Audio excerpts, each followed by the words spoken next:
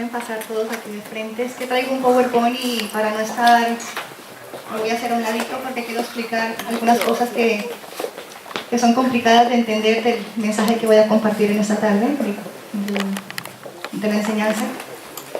Vale, muchas gracias. Bueno, chicas, solamente un anuncio que se le quedó por fuera a mi esposo, que es recordar que el día 23, sábado 23 a las 6 de la tarde, tenemos nuestra tarde de cine. Están todas invitadas. Lo haremos aquí en la iglesia, así que pueden traer más amigas, familiares, todas que sean chicas. Es una tarde de chicas con palomitas, el típico peliculón de Antena 3, pues lo vamos a traer aquí a la iglesia, con palomitas y todo incluido, ¿vale?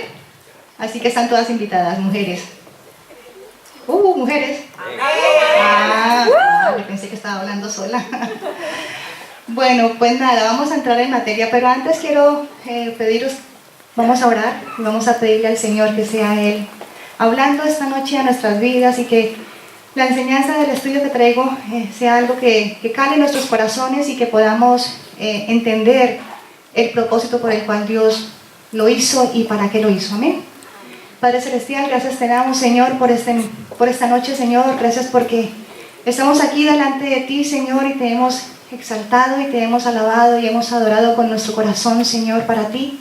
Y ahora, Señor, te pedimos que seas tú hablando a tu iglesia, Señor, que yo sea solamente un instrumento en tus manos, Señor, y que por mi boca, Señor, salga tu voz, Señor, hablando a ellos, hablando a nuestras vidas, Señor. Que sea una palabra, Señor, cortante, Señor, como una espada que penetra, Señor, de doble filo en lo más profundo de nuestro corazón, y que podamos entender, Señor, tus misterios, que podamos entender tus propósitos, Señor, y que podamos entender eso que tú hiciste, Señor, en el pasado, que aún sigue vigente, Señor, y estás clamando, Señor, por esa morada, Señor, en nuestras vidas. En el nombre de Jesús, amén. Bueno, vamos a hablar en esta noche del tabernáculo. El tabernáculo, hemos visto, estamos estudiando el libro de Éxodo, y como bien sabemos, ya Tony nos dio una pequeña introducción sobre cómo ese pueblo de Israel fue rescatado de la esclavitud de Egipto, cómo salió, cómo el Señor los bendijo, cómo el Señor usó la estrategia que utilizó, cómo los llevó hasta el desierto, cómo les dio la provisión del maná, cómo estuvo en medio de ellos. Luego nos compartió Ángel sobre una serie de leyes y estatutos que Dios implantó en el pueblo de Israel para que se cumpliesen y para que ellos pudiesen llevar una vida más ordenada y organizada. Y ahora vamos a ver el tabernáculo de Moisés. El tabernáculo o Mishkan es la palabra original en hebreo. Aquí vemos lo que era el tabernáculo. El tabernáculo era todo este lugar. ¿Ven por este lado? ¿Sí? Aquí encontramos el tabernáculo que está ubicado en el centro del pueblo judío, y alrededor estaban ubicadas todas las 12 tribus de Israel. No me llega. Vale. Ahora, el tabernáculo o Mishkan en hebreo procede del verbo chinkafnun, que significa habitar. En Éxodo 25:8, como lo vemos en el proyector, esta palabra se traduce del hebreo como bechayanti, que significa para que resida o para que habite. En la traducción de la Reina Valera de 1960 dice: y habitaré en medio de ellos. Vamos a ir a Éxodo 25:8. Dice: por lo tanto, y haré un santuario para mí y habitaré en medio de ellos. Esta palabra o esto vino a ser sombra de lo que vendría en el Nuevo Testamento. ¿Qué vino en el Nuevo Testamento? Vino Jesús, ¿no? Vino Dios hecho hombre en la persona de Cristo, como lo dice en Juan 1:14, y el Verbo se hizo carne y habitó entre nosotros. Entonces aquí nos vemos una pequeña enseñanza donde Dios le muestra a Moisés esa necesidad que tiene de habitar en medio de su pueblo. Amén. Y es la misma necesidad que hay hoy en día, donde Dios quiere habitar en medio de su iglesia. Amén. Quiere habitar en medio de tu vida, quiere habitar en tu corazón, quiere habitar en medio de tus familias, de la sociedad. Dios quiere ser el centro y habitar en medio de su pueblo. Amén. El tabernáculo era el sitio donde Dios se comunicaba con Moisés Era el lugar donde Dios se encontraba más cerca de su pueblo. Era el sitio donde el pueblo de Israel le debía traer sus sacrificios para el perdón de sus pecados o para expresar una acción de gratitud. Su propósito era mostrar el deseo de Dios de habitar en medio de su pueblo, registrado en Éxodo 25:8, lo hemos leído. También era conocido como el tabernáculo de reunión y el lugar donde la congregación de Israel llevaba sus ofrendas y sacrificios para presentarlos a Dios.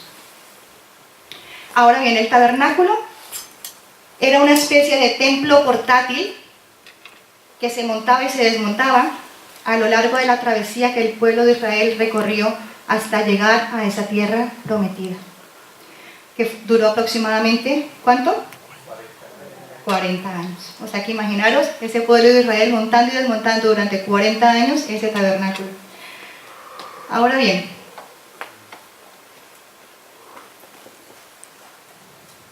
pasarme la segunda. La palabra nos enseña que fue un santuario terrenal inspirado por Dios y ordenado para su construcción. ¿A quién? A Moisés. Según el diseño que le mostró en el monte Sinaí, en Éxodo 25:40 y en Éxodo 25 del 8 al 9 que lo acabamos de leer. En Éxodo 25 del 8 al 9, una versión de la Nueva Traducción Viviente, sí. Dice, y harán un santuario para mí y habitaré en medio de ellos conforme a todo lo que yo te mostré. El diseño del tabernáculo y el diseño de todos sus utensilios, así lo haréis. Fue una orden dada directamente por Dios a Moisés, diciendo que él quería habitar en medio de su pueblo y para ello tendrían que hacer una serie de muebles, una serie de lugar, un sitio especial, donde él le dio todas las instrucciones y le mostró a Moisés todo lo que él quería hacer. Ahora bien, fue una situación donde Dios le habló a Moisés. Continuamos leyendo Éxodo 25, si se pueden ubicar en su Biblia, en Éxodo 25, estamos leyendo ahora, hemos leído el versículo 1 y 2, ahora vamos al versículo 3.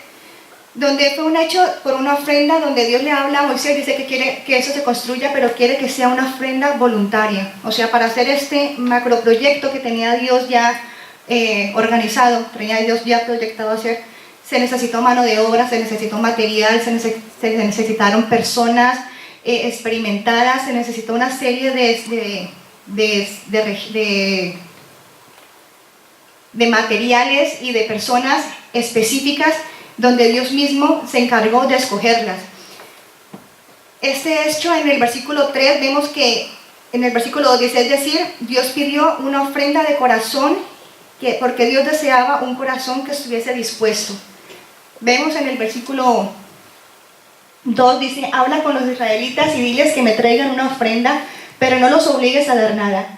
Quiero que su ofrenda sea voluntaria y de todo corazón. Ese era el único requisito que Dios pedía a la gente que quería hacer esa ofrenda voluntaria para la elaboración o la construcción de ese tabernáculo. Que fuera una ofrenda voluntaria y de corazón. Ahora en el versículo 3 continuamos y dice, y esto es lo que espero que me den. Y ahí hace Dios una lista extensa de lo que Él quería que le pidiesen a ese pueblo de Israel. Oro, plata, bronce, hilo azul, púrpura y escarlata, lino fino y pelo de cabra para tela, pieles de carnero curtidas y de cuero de cabra de la mejor calidad, madera de acacia, aceite de oliva para las lámparas, especias para el aceite de la unción y para el incienso aromático, piedras de ónice y piedras preciosas para incrustar en el efod y en el pectoral del sacerdote. Ahora dice uno, wow, todo eso, ¿qué es lo que van a hacer? Pues esto fue toda una obra de ingeniería la que hicieron los israelitas en el tabernáculo. La Biblia muestra a Dios dando esa orden específica a Moisés, como la acabamos de leer, donde muestra cada detalle del material y de lo que quería que ese mismo pueblo ofreciera de corazón. Pero más adelante vemos que Dios le dio el diseño, Dios dio medidas específicas, materiales específicos, colores específicos y telas que se usaron para este proyecto. Incluida hasta las vestiduras de los sacerdotes, el efod, el pectoral, incluso escogió hasta las personas que lo harían. y los dotó de sabiduría. Les dio la sabiduría para que lo hicieran. La siguiente. Vemos que fue toda una obra de ingeniería gigante, registrada en Éxodo 38, del 21 al 31, si lo quieren leer en su casa. Vemos todo el inventario del material que se utilizaron en cantidades, en peso, en dimensiones. Por ejemplo, solo en oro, los judíos ofrendaron 994 kilos de oro. En plata, 3.420. En bronce, 2.407 kilos. Así que imaginaros la cantidad de material que se recogió. Vemos también en el versículo 21, en la parte B, donde dice que Itamar, hijo del sacerdote Aarón, fue el encargado de registrarlas. Él fue el almacenista que fue el encargado de recoger todo ese material y de registrar todo, absolutamente todo lo que el pueblo donó. Ahora bien, la siguiente. El pueblo de Israel había sido obrero y fabricante de ladrillos en Egipto. Duró 430 años siendo esclavo y construyendo templos y construyendo pirámides y construyendo. Toda la vida de ellos fue construir. Y no estaban capacitados para los trabajos de artesanía que requería la elaboración de este tabernáculo. Por eso el Espíritu Santo dio a Bezalel y a Oholiab las capacidades y talentos que necesitaban. Eso está registrado en Éxodo 31, del 1 al 11. Ahora dice: luego el Señor le dijo a Moisés, versículo 2, mira, he escogido específicamente a Bezalel, el hijo de Uri y nieto de Ur, de la tribu de Judá. Lo he llenado del Espíritu de Dios y le he dado gran sabiduría, capacidad y destreza en toda clase de artes manuales y oficios. Gran capacidad en toda clase de artes manuales y oficios. Y eran simples obreros hacedores de ladrillos. Imagínate Dios toda la sabiduría que le dio a este hombre. Es un maestro artesano experto en trabajar el oro, la plata y el bronce. Es hábil en grabar, en incrustar piedras preciosas y en tallar madera. Es un maestro en todo trabajo artístico. Amén. Amén. Acá hay gente que tiene muchos talentos y que entienden de lo que estoy hablando, ¿no? O sea, para mí un trabajo artístico lo hago, pero me queda chapuceo, ¿sí? Pero Dios a ese hombre le dio la capacidad de hacer todo perfecto. Sigue. También he designado personalmente a Oholiab, hijo de Ahisamach, de la tribu de Dan, para que sea su ayudante. Hasta un ayudante le dio. Además, he dotado de habilidades especiales a todos los expertos artesanos para que puedan hacer todo lo que te he mandado a construir. El tabernáculo, el arca del pacto, la tapa del arca, el lugar de la expiación, todo el mobiliario del tabernáculo, la mesa, sus utensilios, el candelabro de oro puro con todos sus accesorios, el altar del incienso, el altar de las ofrendas quemadas con todos sus utensilios, el lavamanos con su base, las vestiduras, etcétera, etcétera, etcétera. ¿Vale? Ahí vemos cómo Dios le da todas las instrucciones de todo el mobiliario que se iba a construir y que iba a estar dentro de ese tabernáculo. Ahora bien,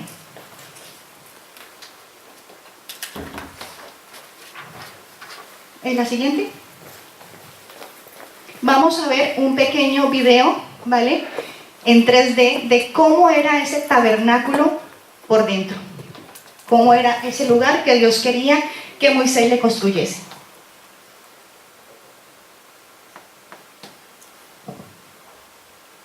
No tiene audio.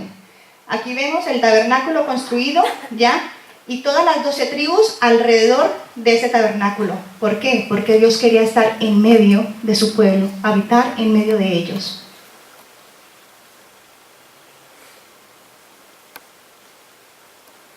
Ahora vemos a los alrededores y más próximo, aquí estaban la tribu de Leví, los levitas, que eran los encargados, los sacerdotes que eran los encargados de rendir los sacrificios a Dios.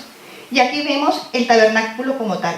Vemos la puerta principal, la única puerta que había, y vemos un encierro donde Dios dio la cantidad de columnas, la cantidad de bases, la cantidad de capiteles exactos para su construcción.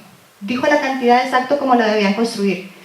Estaba toda forrada por fuera con lino fino blanco. Esta es la entrada principal. Aquí vemos el altar de bronce, que era el lugar donde se hacían los sacrificios,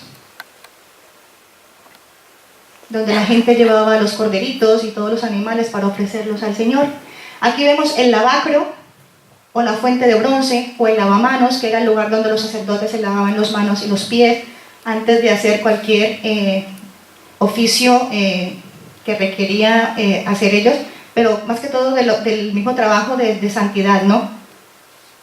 Ahora entramos a la tienda, y dentro de la tienda encontramos el lugar santo. En el lugar santo encontramos 3 mobiliarios muy importantes, cada uno con un significado muy especial. Al lado sur vemos el candelabro de oro. Al norte vemos la mesa de los panes de la propiciación, con 12 panes en 2 hileras de 6 filas cada uno, que significaban las 12 tribus de Israel, y el altar del incienso. Vemos el velo que separaba ese lugar santo de ese lugar santísimo.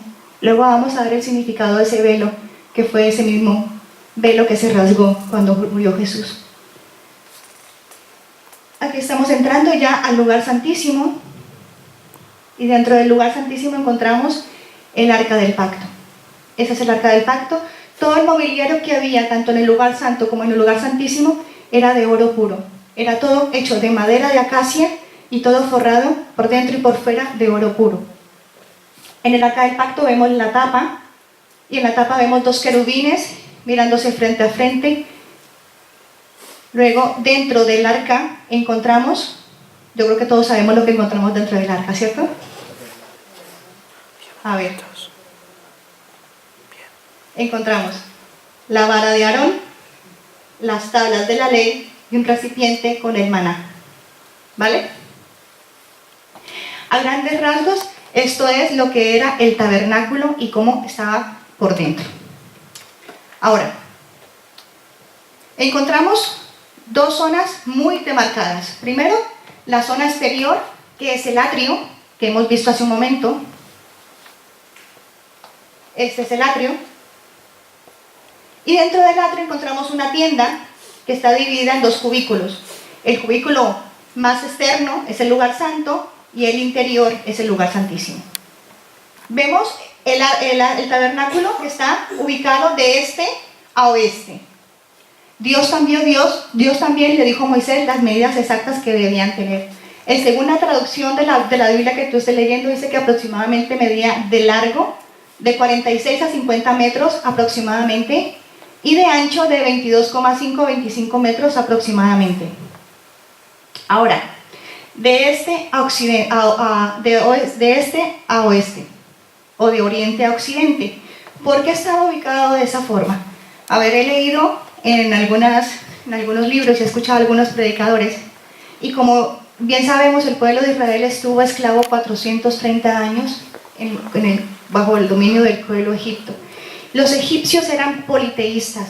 Los egipcios adoraban al sol, adoraban el agua, adoraban a todo cuanto, a los astros, o sea, tenían una cantidad de dioses impresionantes. Entonces, durante tantos años, el pueblo de Israel adoptó este sistema de politeísmo.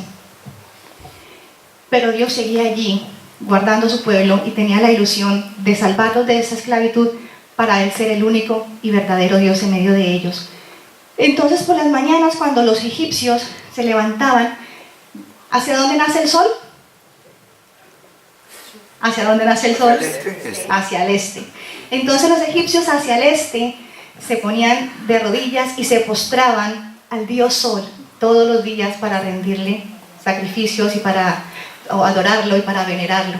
Entonces Dios, para que este pueblo no se volviese a sus sendas antiguas, lo que hizo fue que hizo la entrada por el lado este, para que cuando su pueblo se inclinase y le adoraran hacia el lado oeste, para que ellos se olvidaran y no tuvieran recuerdos de dónde los había sacado el Señor.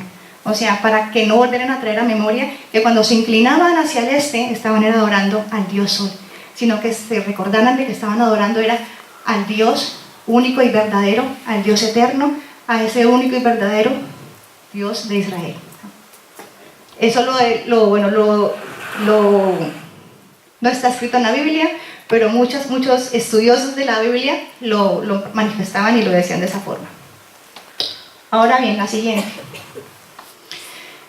El tabernáculo tenía una extensión, como lo dije hace un momento, de 50 por 25 de ancho y de 46, perdón, de 50 por 25, o sea, 50 de largo por 25 de ancho aproximadamente.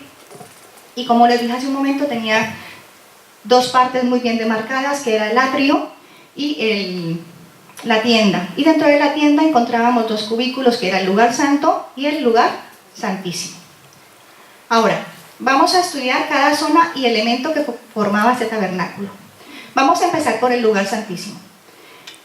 Ahora, en el lugar santísimo encontramos el arca del pacto. El arca del pacto. Eso está registrado en Éxodo 25, del 10 al 22. Voy a parafrasear algunos versículos porque es muchísima información la que está allí acumulada y he sacado lo que he creído que es más importante. El arca era una caja que estaba hecha de madera de acacia y cubierta de oro puro por dentro y por fuera. Eran unas medidas aproximadas. Dice: haz al pueblo que construya un arca con madera de acacia, un cofre sagrado que mida 1 metro con 15 centímetros de largo, 69 centímetros de ancho y 69 centímetros de alto. Recúbrela de oro puro por dentro y por fuera y pone una moldura de oro alrededor.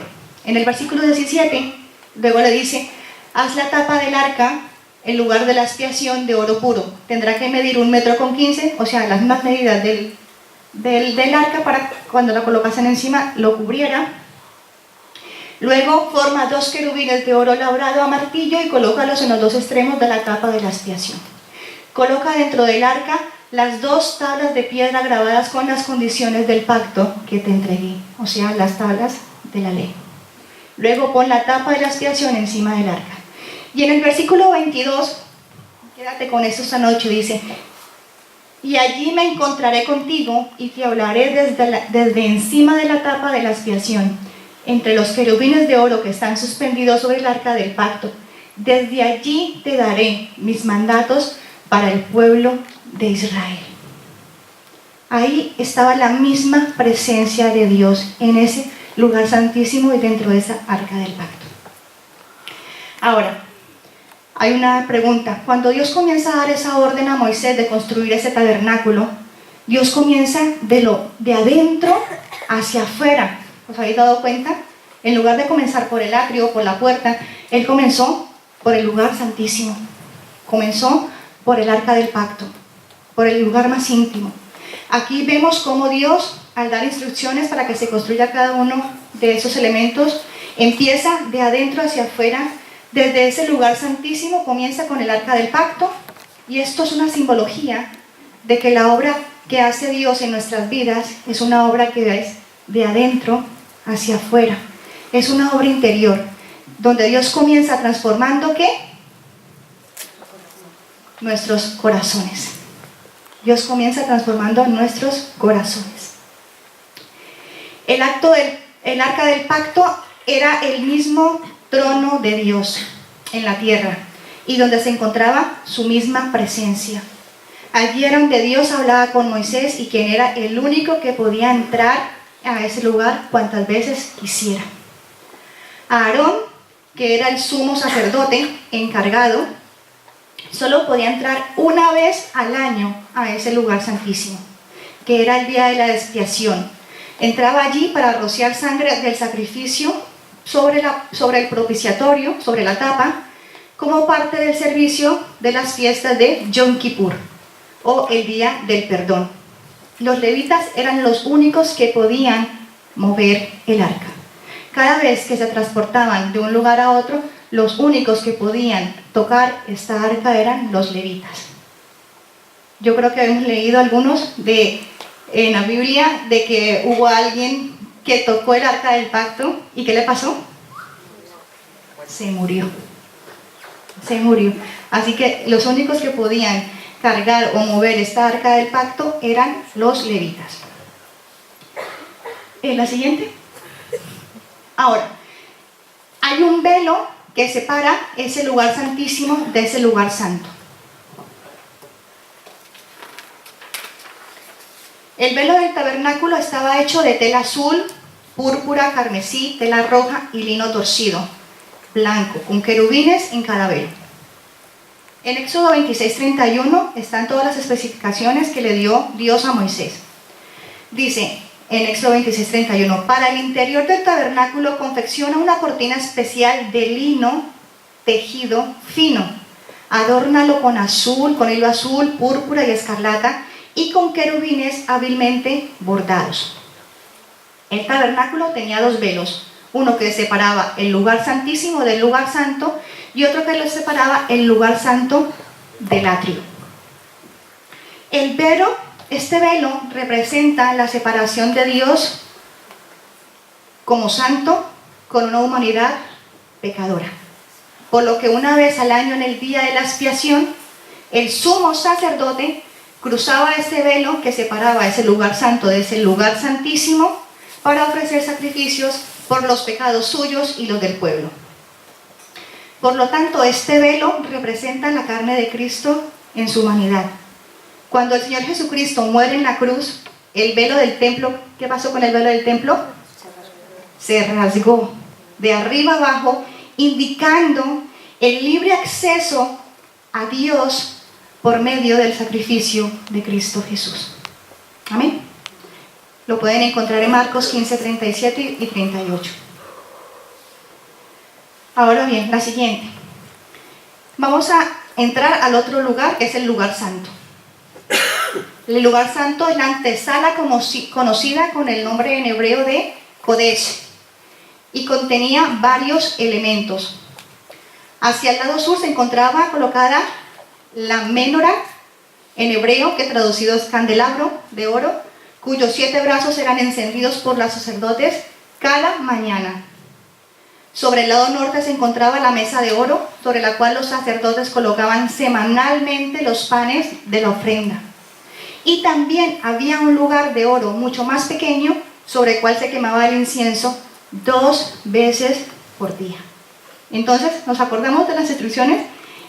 Las lámparas se encendían cada mañana, el pan de la mesa de la proposición se cambiaba semanalmente, y el incienso, el altar del incienso se encendía por la mañana y por la tarde. Ahora, vamos a estudiar o a entender un poco sobre lo que es la mesa de la proposición. Está en Éxodo 25, del 23 al 30. Bueno, esta mesa estaba hecha de madera de acacia revestida de oro puro, con molduras de oro a su alrededor. Medía aproximadamente 90 centímetros de largo y de 45 por ancho y 68 de alto. Está todo registrado en el versículo 23 y 24 hasta el 30. Todos sus platos, las tazas, cucharones estaban hechos de oro puro, registrado en Éxodo 25-29. Los panes eran colocados en la mesa en 2 hileras de 6.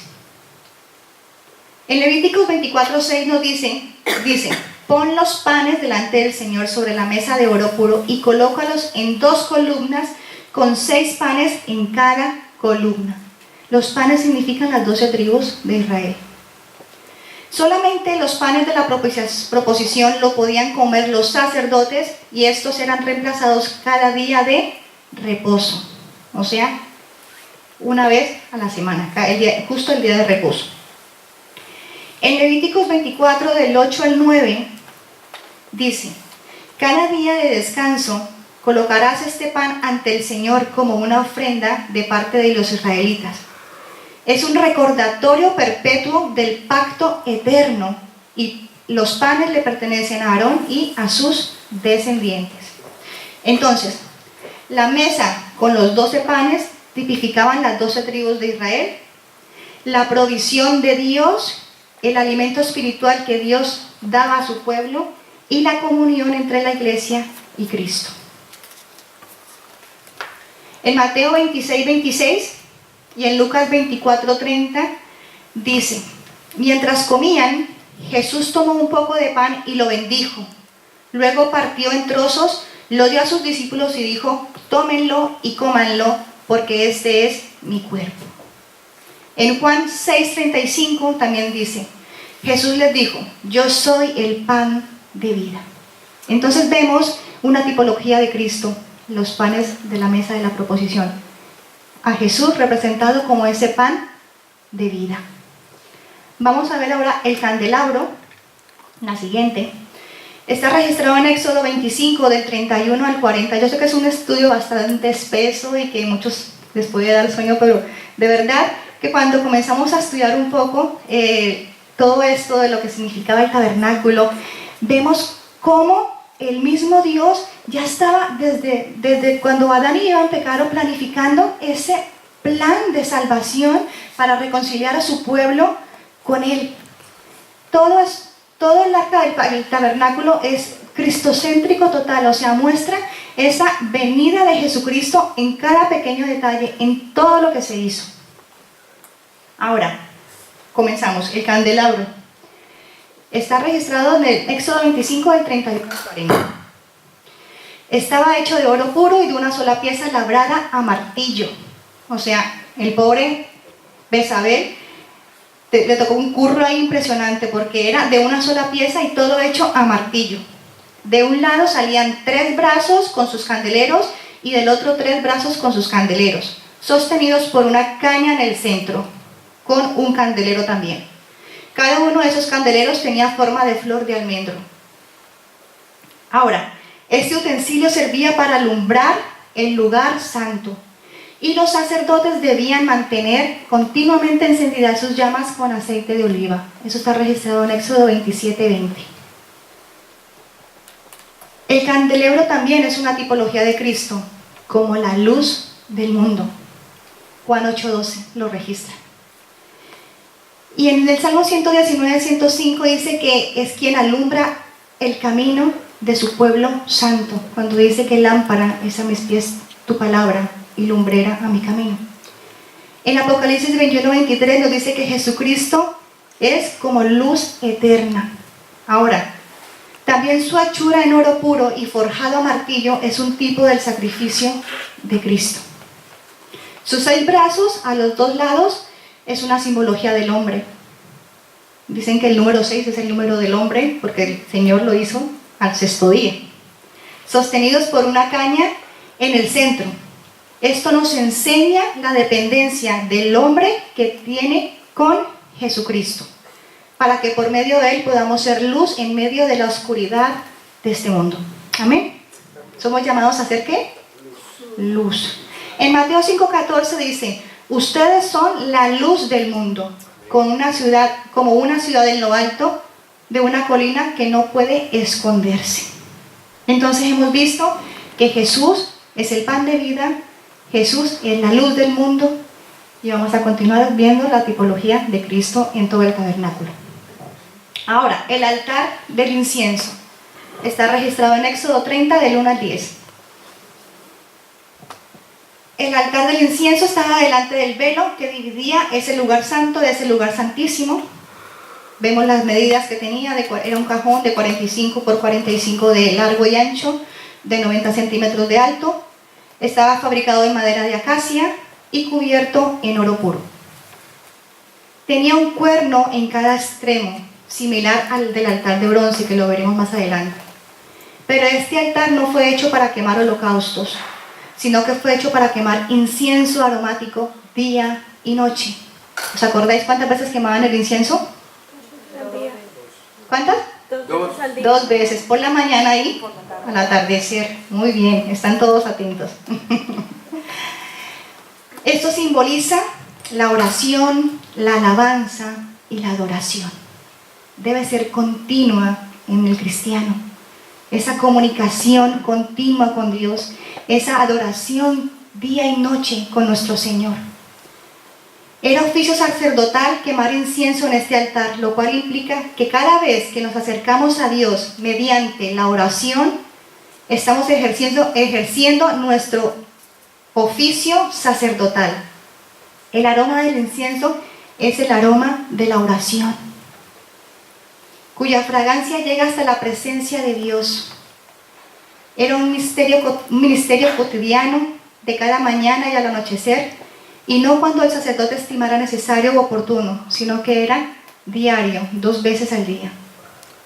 Eso es algo que nos recuerda que tenemos que ser diligente en todo lo que hacemos, como lo dice en 2 de Timoteo 2 al 15, dice: esfuérzate para poder presentarte delante de Dios y recibir su aprobación. Sé buen obrero, alguien que no tiene de qué avergonzarse y que explica correctamente la palabra de verdad. 2 de Timoteo 2:15. Ahora, quemar el incienso era un ministerio que se hacía simultáneamente con el oficio llevado a cabo con el candelabro. O sea, esto era oficio único y exclusivo de los sacerdotes del templo, del tabernáculo. Por la mañana, a la vez que se alistaban las lámparas, se quemaba el incienso, y por la tarde, a la vez que se encendían las lámparas, se quemaba el incienso, como recordatorio de que la oración y la palabra deben ir juntas en nuestra vida devocional. Amén. ¿Amén? Sí. Deben ser cotidiano, de mañana y de noche. Ahora, vamos a continuar, y el siguiente lugar que vamos a conocer es el atrio. Es el centro. En el centro se encontraba un gran altar de bronce, el cual era utilizado para el sacrificio de los animales. Entre el altar de bronce y la entrada del santuario se encontraba el lavatorio, lavamanos o la fuente de bronce, donde los sacerdotes se lavaban las manos y los pies. Bueno, vamos a comenzar ahora. Aquí vemos el altar de bronce o lavamanos o lavacro, y aquí vemos el altar de bronce con todos sus utensilios, también hechos con especificaciones, con medidas y todo muy bien especificado por parte de Dios. El altar de bronce está registrado en Éxodo 27 del 1 al 8, quien lo quiera leer. El altar de bronce del tabernáculo de reunión era lo primero que el pueblo de Israel veía al entrar a ese atrio, a ese tabernáculo. Allí continuamente se efectuaban sacrificios, registrado en Éxodo 29:38. De esta manera el pueblo era enseñado de que la única forma de acercarse a Dios era por medio de un sacrificio para perdón de los pecados. En los versículos 1 y 2 del Éxodo 27 dice que estaba hecho de madera de acacia y revestido de bronce, un cuadro que medía 230 metros cuadrados y 1,40 de alto. El altar de bronce, ¿qué simboliza? Simboliza el juicio de Dios por el pecado. De esta manera podemos entender la bondad de Dios hacia nosotros y la severidad de Dios hacia esa víctima que se estaba ofreciendo en el lugar tuyo. Este vino a ser sombra de ese sacrificio de nuestro Señor Jesucristo en la cruz por nuestros pecados, y de esta manera acercarnos a Dios siendo justificados por medio de su sangre. En Romanos 5:9 nos dice la Escritura: entonces, como se nos declaró justos a los ojos de Dios por la sangre de Cristo, con toda seguridad Él nos salvará de la condenación de Dios. Amén. Vale. Hay muchísimas cosas más por describir y por hablar, pero es demasiada información. Así que yo he sacado lo que he creído más importante y más necesario que entendamos, porque la verdad es que si lo lees, está registrado desde Éxodo 25 hasta Éxodo 38, así que he intentado resumir lo que más he podido. La fuente de bronce o lavacro o el lavamanos está registrado en Éxodo 30 del 17 al 21. Este utensilio estaba hecho con los espejos de las mujeres que ministraban en la puerta del tabernáculo. Léanse Éxodo 38:8. Anteriormente no habían espejos de cristal como los que tenemos hoy día, ¿no? Y de aumento, y de esos que le dice quién era más bonita y él te dice tú. En ese entonces las mujeres, para poder ver su belleza, tenían que era el bronce el material que utilizaban, lo trabajaban, lo dejaban plano y lo pulían de tal forma que ellas podían ver su belleza por medio de ese material de bronce. Y ese material de bronce fue lo que las mujeres ofrendaron de corazón para que se hiciera esta fuente o este lavacro. En ello se lavaban las manos y los pies los sacerdotes que allí servían, antes de poder ministrar en las cosas santas del tabernáculo. Éxodo 30 del 19 al 20, allí lo puedes leer también. La fuente de bronce simboliza la santificación por la palabra de Dios, la confesión de pecados, el bautismo en agua, como lo aprendimos cuando se dio esa enseñanza, y tipifica a Jesús como el agua de vida eterna. En Juan 4:14 dice: mas el que bebiere del agua que yo le daré no tendrá sed jamás, sino que el agua que yo le daré será en él una fuente de agua que salte para vida eterna. Vale, ahora vamos a pasar a la puerta del tabernáculo. La puerta del tabernáculo y única entrada que había a ese tabernáculo, porque no había más, está registrado en Éxodo 27:16. Y Dios le da las instrucciones a Moisés de cómo quería que le hiciesen. La puerta del tabernáculo estaba ubicada al oriente. Esta era una cortina o velo que medía 9 metros. Estaba hecha de tela azul, púrpura escarlata, lino fino torcido, y también tenía 4 columnas de bronce y 4 bases de bronce que la sostenían. Éxodo 27:16, ahí lo pueden leer. La puerta era el único acceso al tabernáculo. Nadie podía entrar sin antes pasar por la puerta, no había más. De la misma manera que nadie puede ir a Dios sin conocer antes a Jesús, a Cristo. Así que la puerta simboliza a Cristo como el único acceso que tenemos para llegar al Padre. Amén. En Juan 10:9 dice la palabra: yo soy la puerta, el que entre a través de mí será salvo. Entrarán y saldrán libremente y encontrarán nuevos pastos. Y en Efesios 2:18 también nos dice: ahora todos podemos tener acceso al Padre por medio del mismo Espíritu Santo, gracias a lo que Cristo hizo por nosotros. Entonces, hemos aprendido de que Jesús está representado en el tabernáculo como el pan de vida, como el agua de vida eterna, está representado como la puerta también. Y bueno, vamos a seguir un poquito, ya vamos a terminar.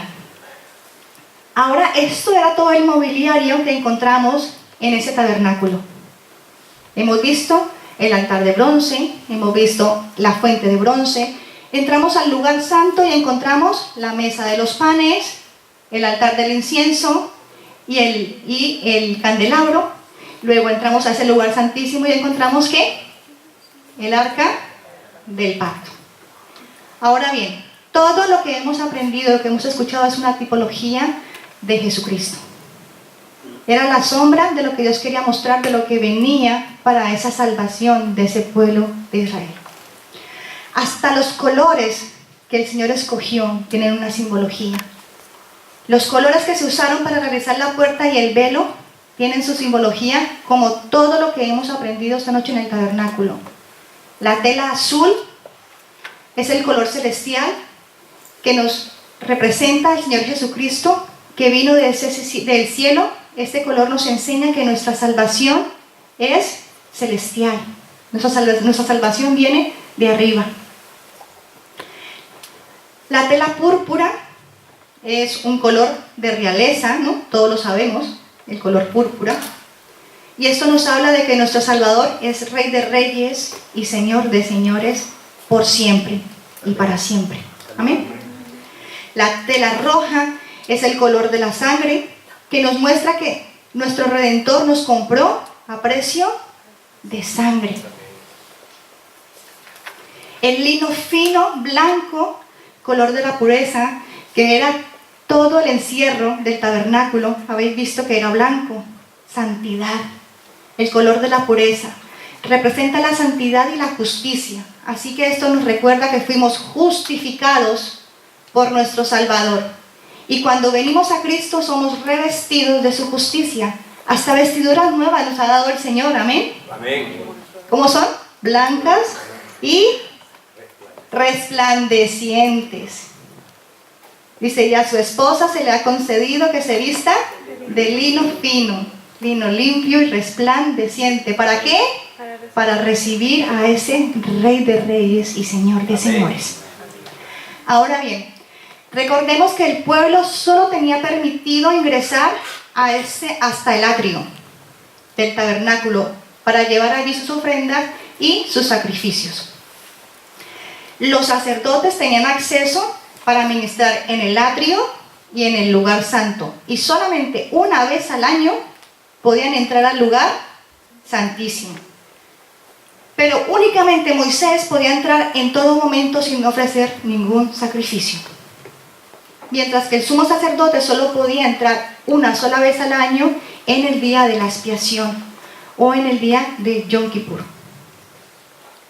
El tabernáculo estaba en medio del campamento de Israel, como vimos la imagen. Estaba en el medio del campamento. Y era el lugar de culto y de adoración donde el pueblo se acercaba a Dios. Por lo tanto, al momento de ser levantado y ser llevado de un sitio para otro durante los 40 años de travesía de este pueblo de Israel, también era llevado en medio de esas 12 tribus. Esto enseña al pueblo que Dios siempre estuvo y ha estado en medio de ellos. Ahora bien, démonos cuenta que ese tabernáculo simplifica ¿qué traducía? Habitar, morar en medio, estar más cerca de nosotros. Dios quiere estar hoy día más cerca de nosotros. Dios quiere que tú seas ese tabernáculo. Dios quiere que tú seas ese templo hoy día. Dios quiere habitar en tu corazón. Dios quiere habitar en tu vida, así como habitó en medio de ese pueblo de Israel. Ahora ya no tenemos que ofrecer sacrificios.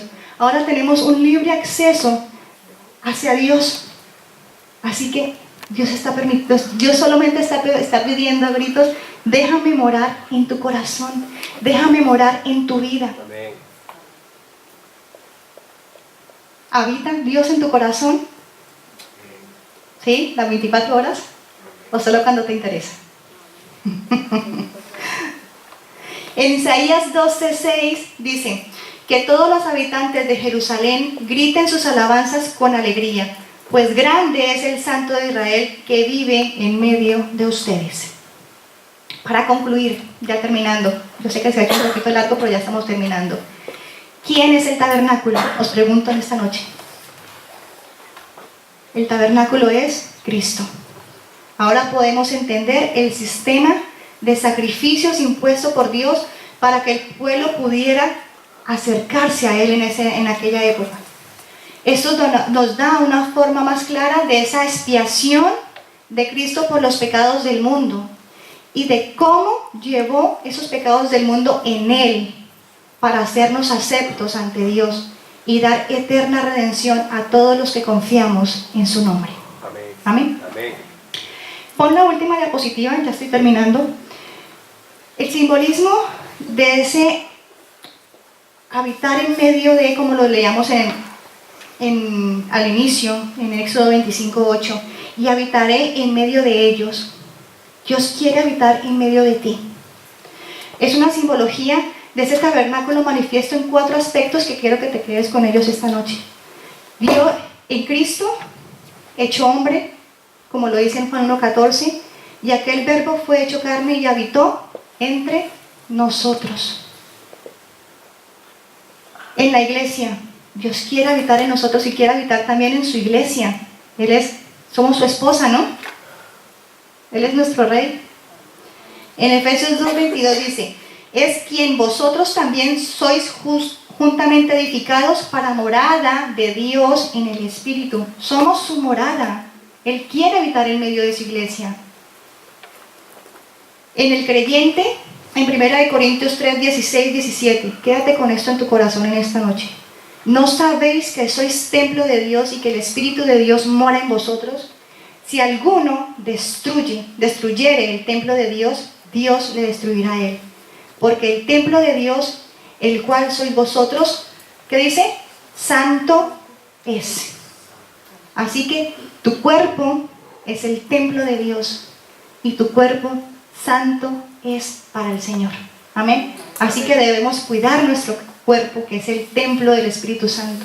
Es el tabernáculo de hoy día donde mora la misma presencia de Dios en mi vida. Amén. Y por último, en el número 4 dice que en las cosas venideras.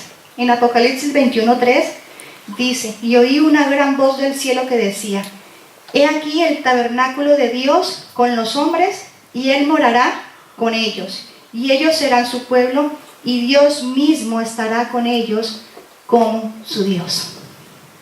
Amén. Así que os dejo con esta enseñanza esta noche. Dios solamente está pidiendo a la humanidad habitar en medio de sus corazones y ser Él el único Rey de reyes y Señor de señores en medio de nosotros.